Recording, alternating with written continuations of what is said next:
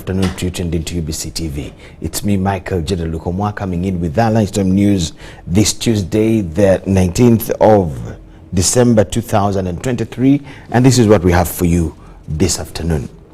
The Archbishop of the Church of Uganda, Dr. Samuel Stephen Kazimba Mugalu, has asked Christians to look unto God as their savior, even as they celebrate this year's Christmas Day and the end of year. Kazimba has also urged Christians to let God select those to serve him other than them. He also revealed the provincial theme of the year 2024 that was derived from Romans chapter 12 verse 1 to 1. He communicated this during his Christmas message delivery at his palace in Namirembe, as we see in this report.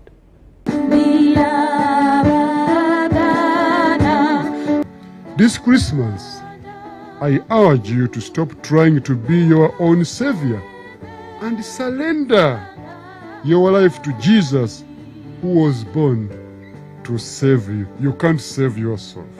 This is not only true for our families, where too many children suffer because of the bad decisions by their parents, but it's also true for our church. Spiritual leadership is different from secular or political leadership. Spiritual leaders follow in the footsteps of Jesus, who through all what he went through, he was always humble. Did not count equality with God a thing to be grasped. There is too much grasping, in quotes, to be a bishop or to have your money become a bishop. Becoming a bishop is not about seizing power, influence, and status. Instead, it's about empowering others to excel in the gifts of the Spirit for the building up of the body of Christ and the extension of God's kingdom. My brothers and sisters, these are only a few of the spiritual issues facing Uganda today. We cannot save ourselves. Only Jesus can rescue and save us from these problems.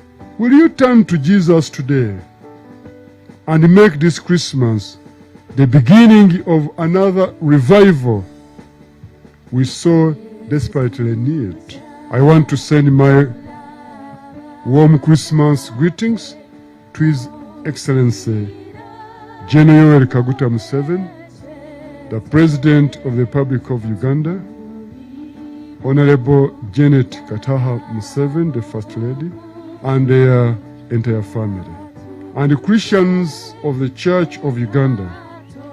I also send my sincere greetings with prayers for a blessed Christmas to our Roman Catholic, Orthodox, and Pentecostal brethren.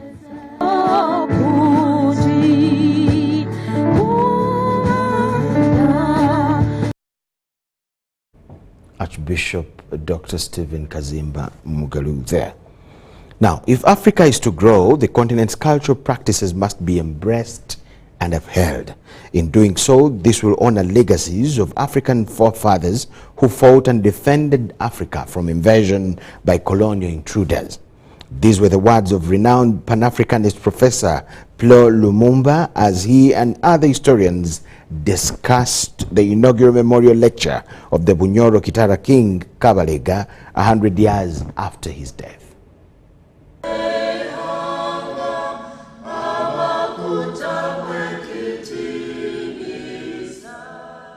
And that thing, if we mix it with the kind of governance system that we have, is going to lead us in the right direction.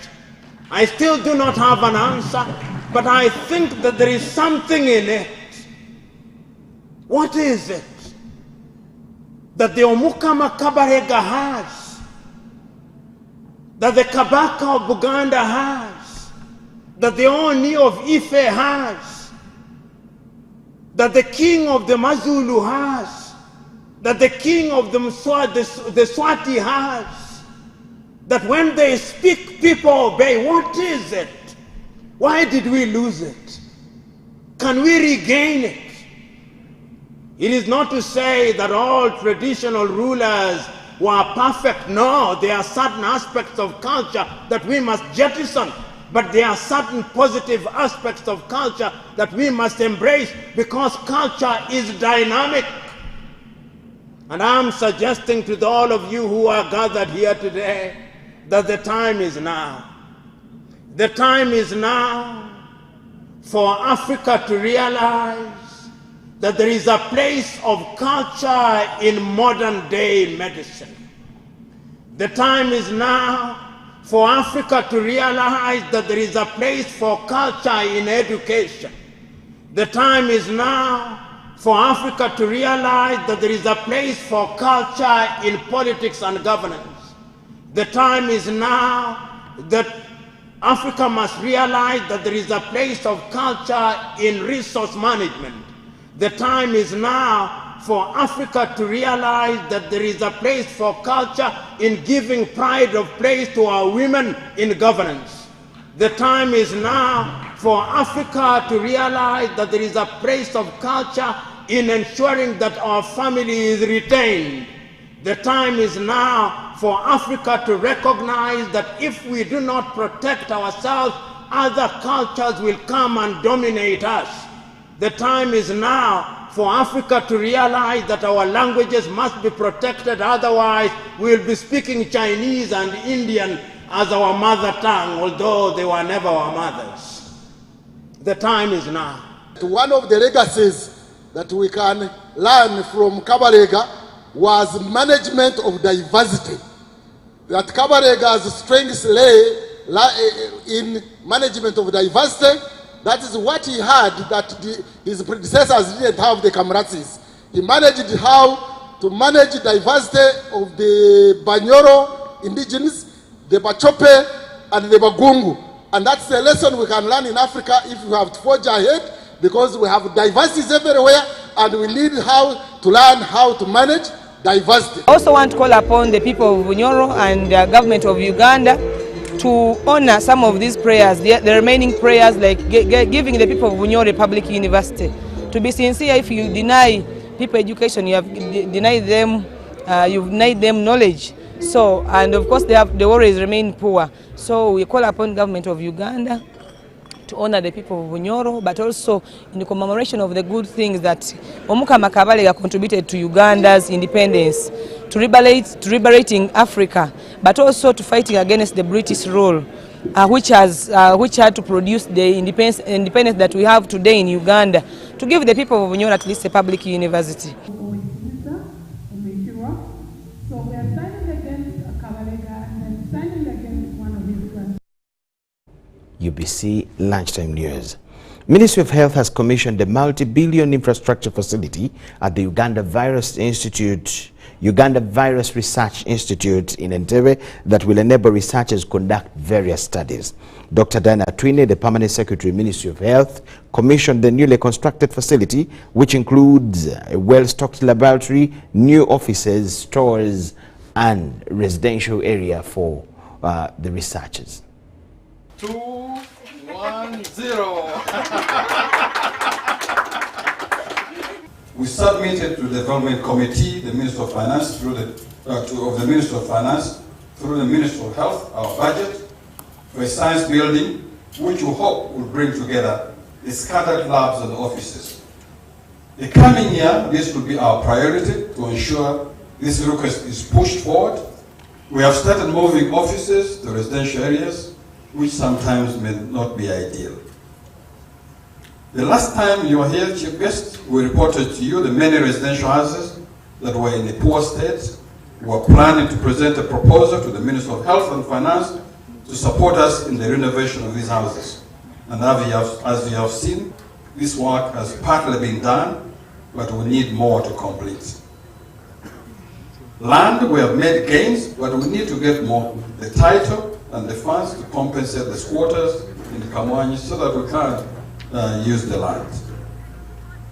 Other titles we're also trying to get. We had the lease, I think, in Arua and in Zika Forest. We need to get those titles. The wage bill is still small to recruit the required manpower. We will continue to lobby for additional funding to enable us to recruit more staff. I want also to thank you for the research laboratory capacity that you have continued to build, and most so for the lab that we opened today, the extended offices to staff houses, the construction of sample collection or reception facility, the construction of a big warehouse or storage facility to take care of ever-increasing and huge procurements by the Institute, among others. I'm excited to know that UVRI has also looked beyond the virus research, and we are looking at also the cancer research, especially in the areas of the causes, the factors like HPV and other research areas, because as you noticed, that the threat of non-communicable diseases now is on the increase, and soon will take over the infectious burden in the country. Still in the line of health, government through the Ministry of Health has given in a new ambulance to Muyembe Health Center 4 to address health service challenges, especially in the line of transport. While handing over the ambulance to the district leaders, Engineer Irene Moloney, the Bulambuli woman MP, commended government for the efforts to address the gaps in the health sector in the particular district. Moloney also expressed the need to elevate Muyembe Health Center 4 to a district hospital, in addition to Bulungaya and Buginyanya health centers to be elevated to the level of health center 4s so that they can extend health services near to the locals. To officially commission the ambulance for Bulambuli County to serve Bulambuli Health Center 4 and the rest of the district. Cheers. Hand over to you the keys of this ambulance to the cow of Bulambuli. Take good care of it. Make sure it is serviceable 24/7 for the benefit of the people of Bulambuli. Thank you so much, Honorable. We are really in dire need, and we are happy that we are among the first districts to receive these ambulances. As you can see, it's a state-of-the-art ambulance, Class B, which has really all the basic equipment to enable manage a patient as you deliver the patient to a point of service. So I want to congratulate and thank His Excellency the President for his vision and leadership. We want to thank the Ministry of Health for this arrangement, and of course thank my colleague MPs. You know, when we're in Parliament, we do a lot of lobbying. One of the reasons of maternal death, as you know, is delays. Delay is one of the factors that causes maternal death. What am I talking about? Delays from home, delay. So whenever a patient comes here and there's no transport, that's already a delay. And of course, in the process of delivery, the baby will not say, I'm waiting for the ambulance. The process goes on, it's a natural process. The process has to go on because it's a natural process. And by the time you get transport, that could cause a maternal death. This ambulance has come to Bulambuli to serve all Bulambuli. We don't want people to extort money from patients claiming that the ambulance owners. This property has come to serve the people of Bulambuli at no cost. If somebody has hurdles in giving birth, call for the ambulance. It is here. Madam Chair, we have fuel for this ambulance. They should not lie you. Government gave us with fuel. As women in Bulambuli, we've been facing challenges of transport, mostly mothers who are expecting. And some people get emergencies during night when it is late. People of Bulambuli on receiving that. More in return.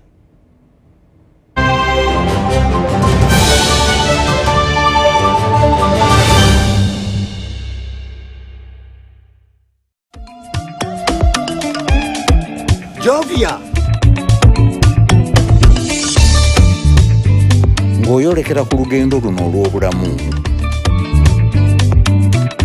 Nkuwa ekirabo eky'amaanyi agatazizibwa. Amaanyi okulabibwa n'okuwulirwa mu mawanga ag'ewala ennyo. Okutuuka buli wamu nga yadde togenzeeyo. Ensi yonna ng'ekuli mu ngalo.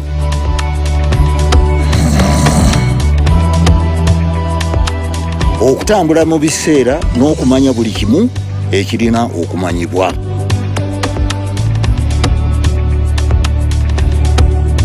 Jovia, kino kye kirabo kyange gy'oli. Tewali kumuko kye ky'osobola okukola omukutu nnandameggwa ogwa MTN.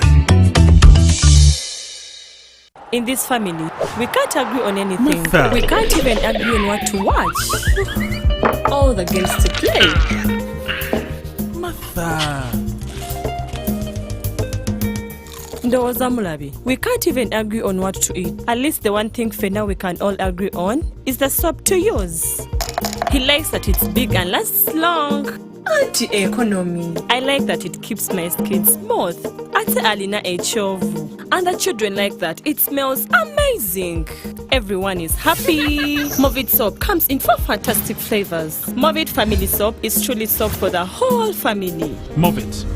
All day confidence.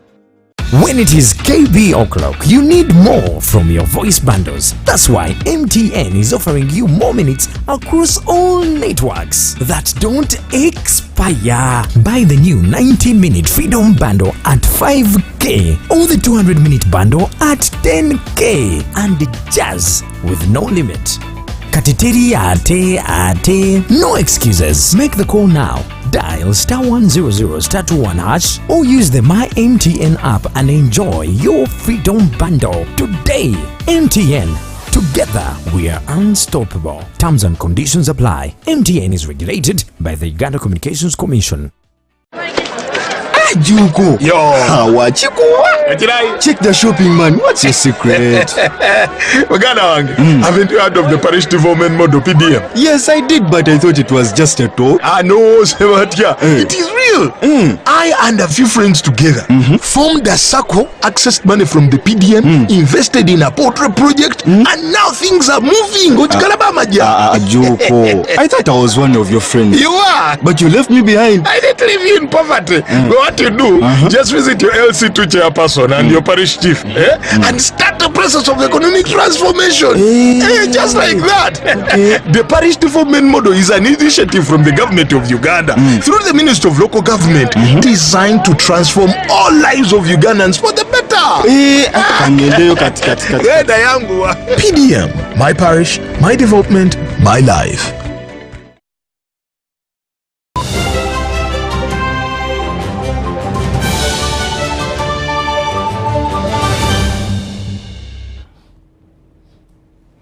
UBC Lunchtime News, we thank you so much for watching.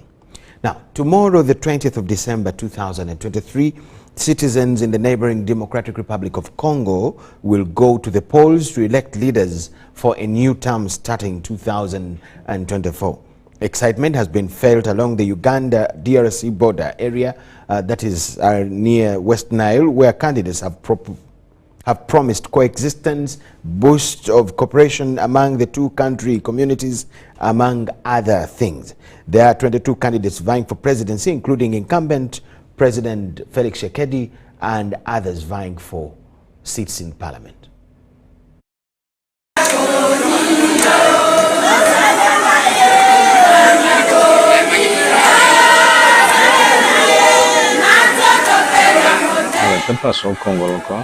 Eyo mautu ya ruine eyo arojo pivla kana solar siza pivla te grinda vandre pivla de yo mana bala mavo prioritero namba loke la mama ya opodre de yo nende ma ya bavro ba borderline ya do ba alona business amavu Kongo ado are rotona amamu afeji te Uganda Kenya pia kelena azin Dubai.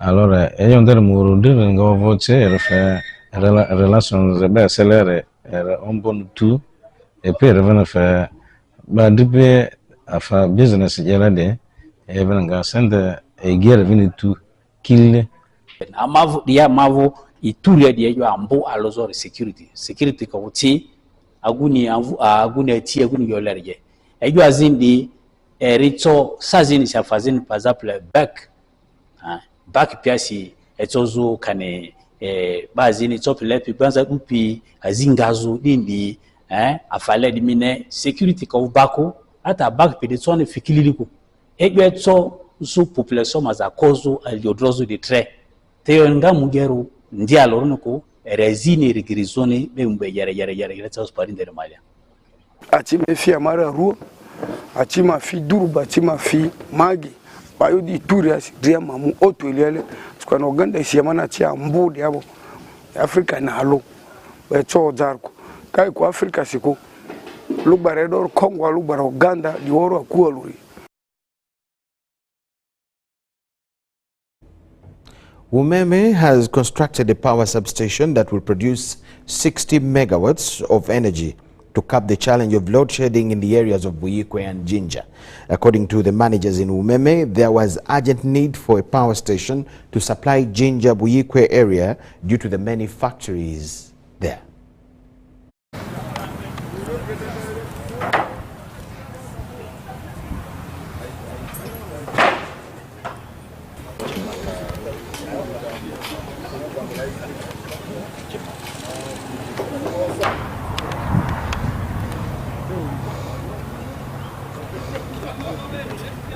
Growth. We are seeing significant growth on this area. You will note there is Pramuk, there is Yogi, there is Modern Tiles, among others.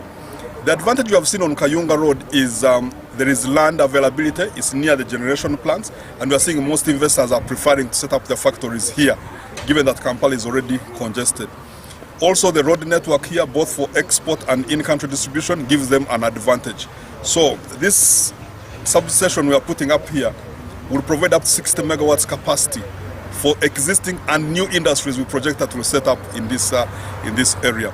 Otherwise, we had maxed out on the 2 lines that are feeding this area, and the substation will be commissioned by the end of this month. Yeah. My name is Job Wati, the project manager of this project called the West Bank. Here we are at the switching station where the power from Owen Falls Dam is going to be evacuated and delivered to. And from this switching station is where we are going to have 4 outgoing lines which are going to serve our customers that who are along Kayunga Road, where we have Yogi, who is going to have a dedicated line. We have Pramuk, who is also going to have a dedicated line. Then the third line is Upper Industrial, 33 kV, which is going to serve the existing customers along the way. And then also Nyanza, also going to serve the customers along. This project you see here is a $4.4 million project, the capex from the capex program of Umeme, and it's meant to relieve the stress that has been on the Kayunga Road, whereby the existing lines that were built a long time ago could not handle the capacity that has come up at this time. So regarding this project, I think if you travel along the Kayunga Road, you will notice that there's been a lot of new constructions, both in terms of industry, the big ones, Yogi, Pramuk, now also have the others on the other side of the road. We also have, going back towards Jinja, additional industries as well growing. So the problem we were facing was that all these industries were being fed from Owen Falls, but we no longer had space at Owen Falls to expand and put more equipment, and also there were also issues to do with way leaves coming out of Owen Falls.